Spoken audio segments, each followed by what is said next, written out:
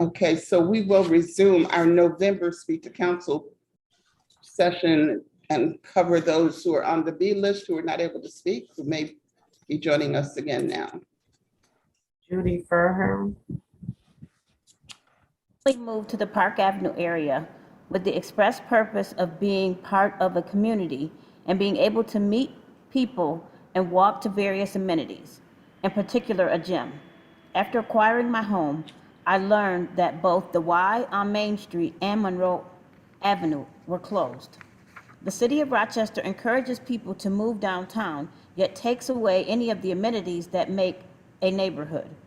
I would like to know what the city's plans are to reinvest in the physical health of the neighborhood and when this particular amenity will be available to all of us. Thank you, Judy Fairman. Rebecca Lebowitz.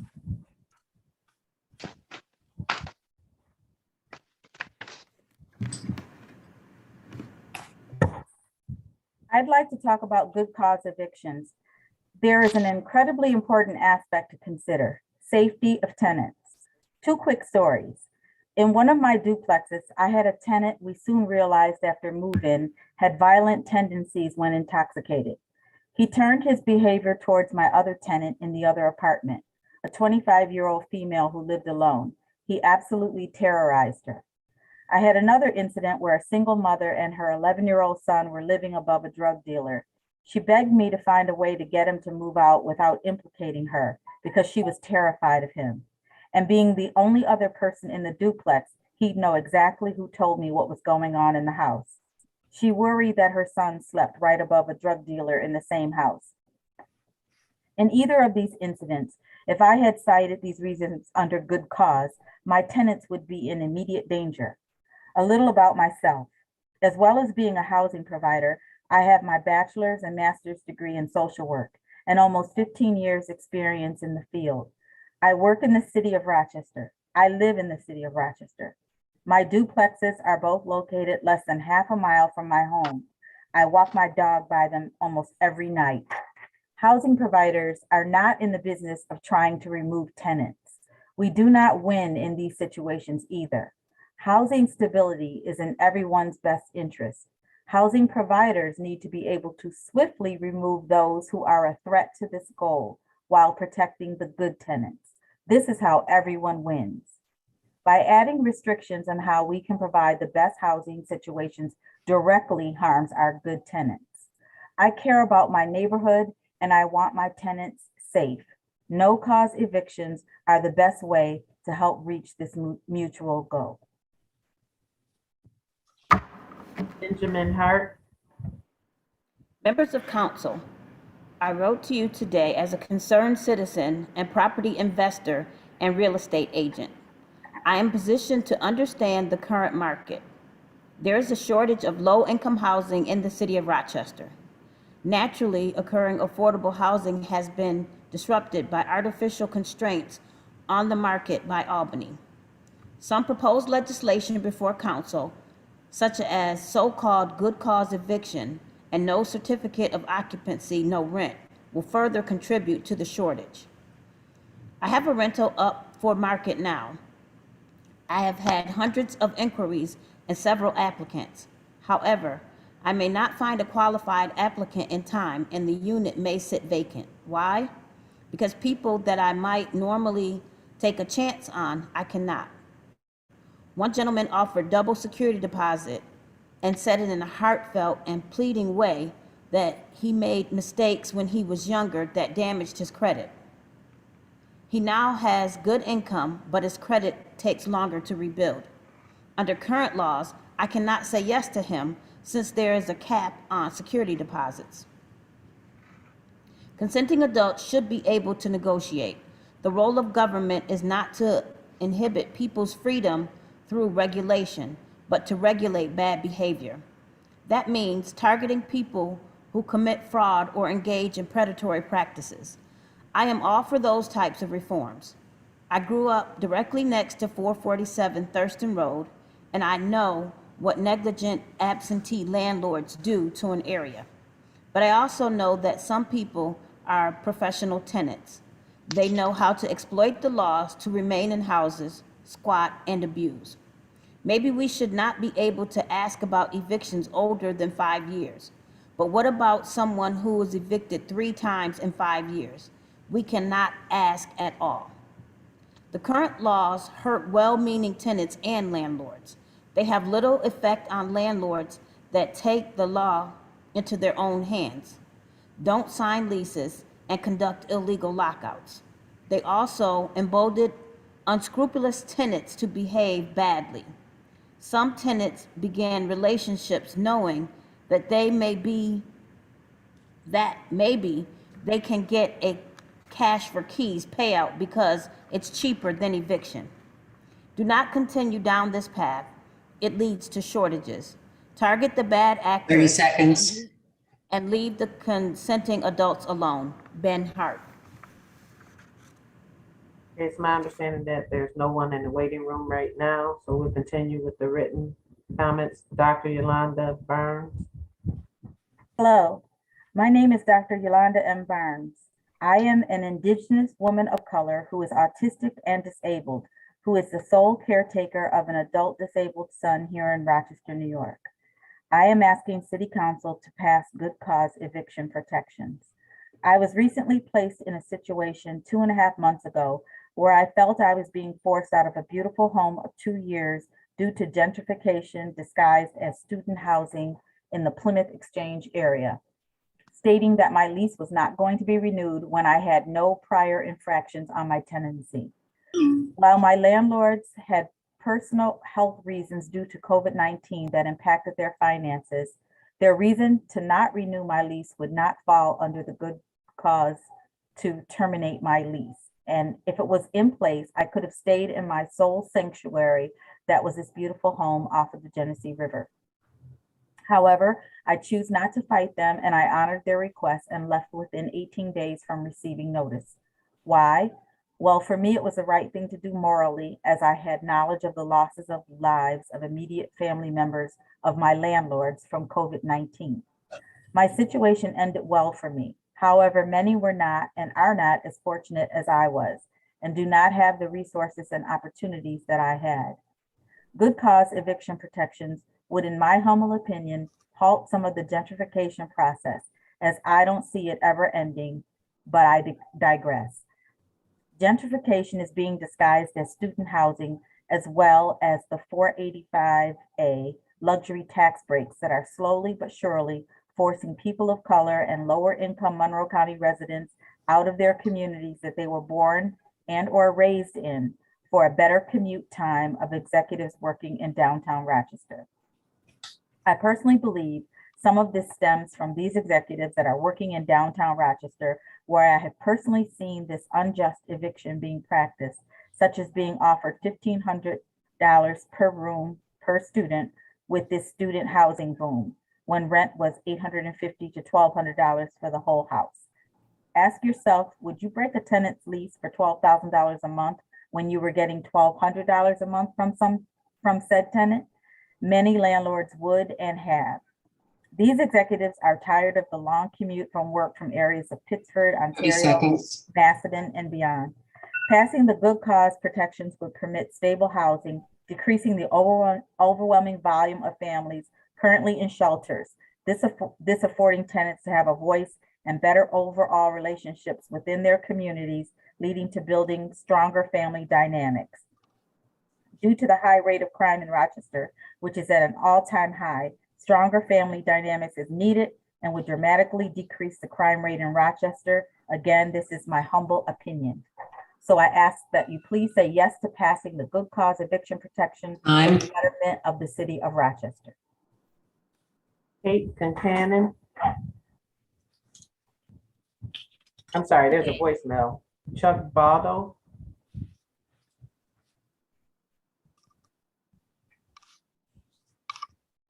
I don't think that anybody's back there to play the voicemail.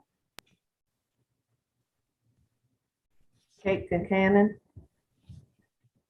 Good day. I'm writing regarding my concern about the unequal access to health and fitness resources in the city of Rochester. Allison, I like Allison with the community. I got to meet friends, and it was great because you met a lot of friends of people who didn't look like you, and you got to meet them and understand them and like them, and Who are we listening to now? also support other business areas. Chuck Baldo. The Javas or do something to eat afterwards, or something like that, and I really wish they didn't close Carlson. I wish they could reopen it. Thank you kindly. Good day. Bye. Okay, Barb, can you continue? If that's okay. Good day. I'm writing regarding my concern about the unequal access to health and fitness resources in the city of Rochester. More specifically, I am disheartened and disappointed by the closing of the Carlson YMCA.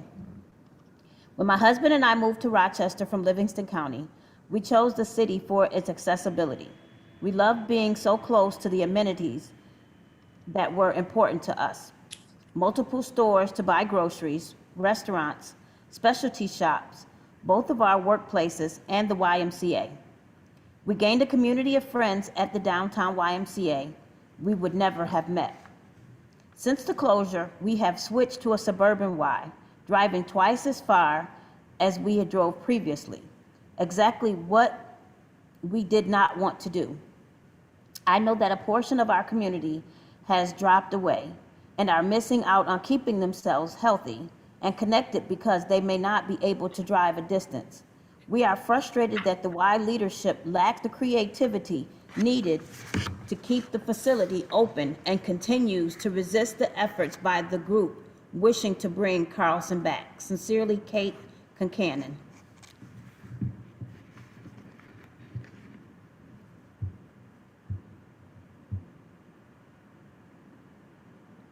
And Graham? Dear President Scott and council members, the Reentry Association of Western New York, RANI, was interested to learn about this significant investment in workforce development, targeting citizens returning home after incarceration. RANI's membership is comprised of direct service organizations working to meet the needs of formerly incarcerated citizens, including Hope Initiatives, the Cooperative Extension, the Urban League, Pathstone, Compeer, Huther Doyle, the Judicial Process Commission, the Center for Community Alternatives, and the Monroe County Reentry Task Force. Our website, www.rani.org, provides information on the dedicated volunteers who comprise our board of directors, who bring decades of professional experience in the criminal justice system and human service agencies serving this population, including workforce development. Our goal is to create a single point of access system for those returning home, which would be unique in New York State, to ensure those services are coordinated across provider agencies in the city, county, and state, and are grounded in evidence-based reentry practice, and to obtain funding for direct service providers to address existing gaps in service.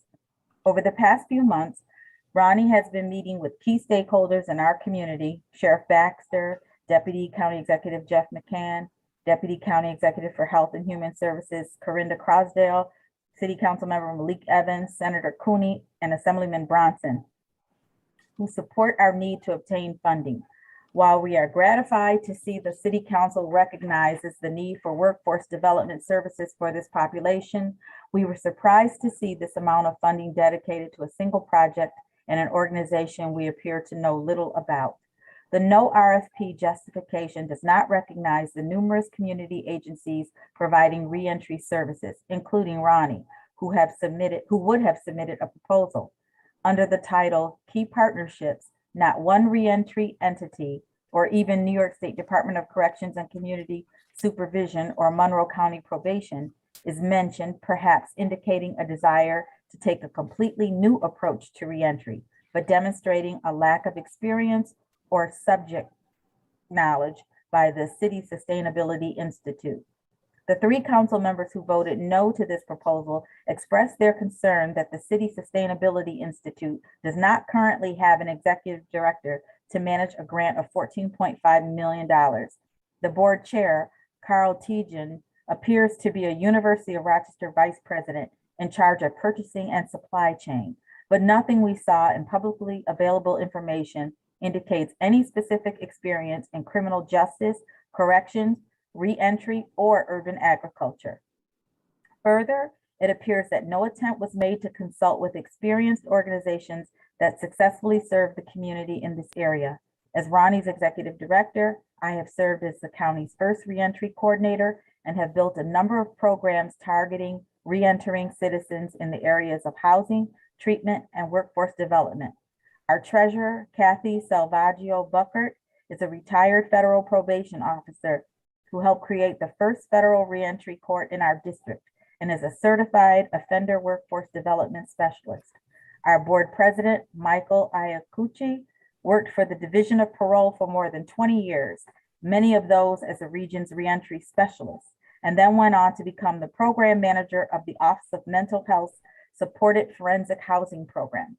Other board members include the president of Consultative Learning Solutions, a small business development center, certified business advisor, the former Monroe County Public Safety Director and former Chief Probation Officer, former Director of Financial Assistance at Monroe County DHS, the Cooperative Extension, Hillside, Huther Doyle Substance Abuse Treatment, formerly incarcerated men who lead successful lives in the community as small business owners and college professors, and the CEO of Hope Initiatives, a not-for-profit organization that provides workforce development services, training, and supportive services to people in reentry. I reached out to the Monroe County Reentry Coordinator, Darnell Rhodes, and he was completely unaware of this proposal. Bridget, I'm sorry, their time is up. Okay, I apologize for jumping around, but we have Jason Thorpe, who was in the waiting room, and then we'll go to Victoria Boyd. Okay, thank you. Good evening. My name is Jacob, and I'm speaking for the Rochester Housing Coalition. I will be speaking about point 3 of our agenda. Rent control and so-called good cause eviction will increase the cost and burden to housing providers, forcing us to assume lower risk tenants, reducing housing opportunities for low-income tenants. We ask you as City Council to partner with owners by offering grants and incentives to provide low-income housing, ask for more RHA funding for vouchers, and use existing code enforcement mechanisms to address negligence. I'm a small housing provider in the city. My wife and I own 18 properties and do this as our full-time source of income. We know every one of our tenants personally and are helping 2 of them to purchase properties of their own. I have a duplex in the city that has an aggressive tenant that cannot be evicted due to the moratorium, and under good cause eviction would also be immune to prosecution. They physically assaulted their neighbors who were too afraid to file a police report and too afraid to live next door to the aggressive tenants, so they just moved out. I'm unable to evict the aggressive tenants because I have no police report to back up my claim for objectionable tenancy. The aggressive tenants are also paying their rent, so under good cause eviction, I'd be powerless to evict them, forcing me to house the aggressive tenant. They demanded $24,000 if they were to move out. The other apartment now sits empty as I do not wish to put another family in the apartment next to the aggressive tenants. The decision is costing me $900 a month in lost rents. My only hope now is to wait out the moratorium and then serve them a non-renewal notice, and then wait the 5 months for the legal process for the eviction. At the end of all this, I'm looking at about $14,500 in lost rents, plus legal fees and damages. Moving forward, I'll be forced to be more selective in who I place in my apartments, higher incomes, longer rental history and employment history, stronger credit scores, etc.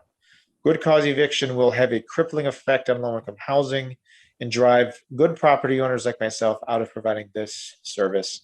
Thank you for your time this evening. Victoria Boyd. Good evening, Council, and thank you for staying late. My name is Victoria Boyd, and I'm speaking for the Rochester Housing Coalition. I will be speaking about rent control and so-called good cause eviction, and how it will increase the cost and burden to housing providers, forcing them to assume lower risk tenants, reducing housing opportunities for low-income tenants. We ask you partner with owners by offering grants and incentives to provide low-income housing, ask for more funding for vouchers, and use existing code enforcement mechanisms to address negligence. My husband and I have been landlords in Rochester for the last 4 years. By day, I'm an environmental consultant who deals with the need for affordable housing. We noticed a need for tenants to have access to low income and Section 8 housing and thought we could make a difference in the area. We work with all of our tenants and make sure their places are updated and they can afford their rents. And if not, we figure out how they can get them on a payment plan to do so. During the holidays, we provide them with gift cards to go to the grocery store so that they can provide their families with a special meal. With COVID, we have experienced a loss of around $15,000 due to being unable to evict, and from, yes, non-payment and destruction, but also from having mental health crises, which would fall under this good cause eviction. An issue that would have been solved with a notice of non-renewal and instead resulted in the endangerment to nearby tenants, our property, and had to have the police involved. Our house was nearly blown up with gas being left on. If a good cause and rent control laws are passed in the city, I know many small landlords, including ourselves, who are currently providing housing to low-income individuals and working with their tenants will sell their properties or be forced to raise screening requirements to mitigate the risk. This will likely lead to an increase in larger slumlord-type landlords and/or result in a lack of housing for tenants that need small-scale landlords to work with them on paying rent. I urge you to vote against the good cause and rent control measure. Thank you. Okay, we'll have a voicemail by Jordan Duderville. Hello, my name is Jordan Duderville, and I was a victim of eviction. My house being sold underneath me that I've been over for 10 years, that the landlord knew I wanted to buy it, but he sold it under me. And now I'm being asked to leave the premises within 30 days. I just wanted to share that with you guys. Thank you. Okay, Patrick Setch. Rochester City Council.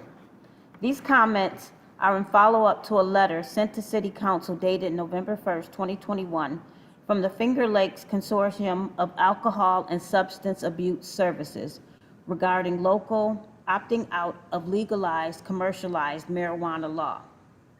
Our recommendation is for the City Council to hit the pause button by taking this one-time opt-out option. By opting out, the City of Rochester can take time to weigh the risk of commercialized marijuana versus perceived benefits. We recommend City Council opt out in order to examine the risk to the city and its residents associated with the impact of commercialized marijuana in the following areas. Advertisement restrictions, i.e. billboards, storefronts, etc. Most notably, marketing strategies designed to be attractive to city's youth. Public safety measures to reduce risks associated with drug driving accidents, including but not limited to establishing drug recognition experts within its first responder agencies. Consult with emergency medicine and addiction experts regarding the medical risk of high THC content marijuana products. For broader understanding, we would particularly recommend visiting the library site of the International Academy on the Science and Impact of Cannabis. Examine the evidence and results of commercialized marijuana in similar cities and other states that have already implemented this law. In examining the real impact of already established commercialized marijuana in other cities, we recommend focusing on the following areas: increased youth use, marijuana-related ED visits and hospitalization, marijuana-related motor vehicle accidents, and increased prevalence of substance use disorders. 30 seconds.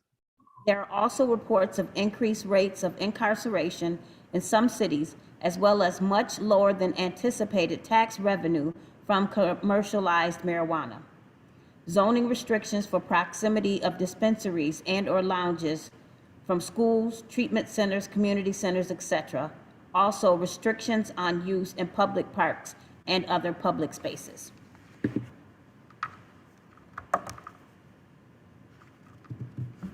Okay, it is my understanding that there's no one else in the waiting room, but I can just run through the names just in case they show up. Okay. Barbara Rivera, Zoom. Mari Hamilton, Zoom. Dorothy Parham, Zoom. Elizabeth McGriff, Zoom. Alexis Bubia, Zoom. Matt Drone, Zoom.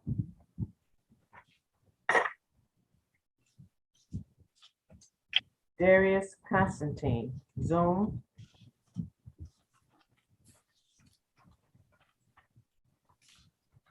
Jason Zweigel, Zoom.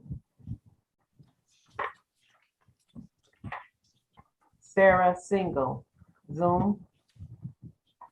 Albert Averin, Zoom. Brianna Dunaway, Zoom. Rich Tyson, Zoom. Mary DeLisandro, Zoom. Reverend Lane Campbell, Zoom. Did you call Victoria Boyd? Yes, she spoke. Okay, all right. And Lois Baum declined to speak. So that is it. We've gone through the B list. Okay, so that concludes this month's Speak to Council. I think we've like broken a record of some sort. I don't recall having Yeah, this. I think it was one other meeting, Madam President, we were there this long. Yeah, it's starting to look like the county legislature. Oh, no. Where we have to vote after 12 o'clock. We got to vote if we're gonna stay. At least it's not as long as the police reform plan. Right. That is long as what? I said the police reform plan, that was like 5 hours. Well, I thank you all. I thank you for your patience and your participation. Very much appreciated. I want to wish you a pleasant evening.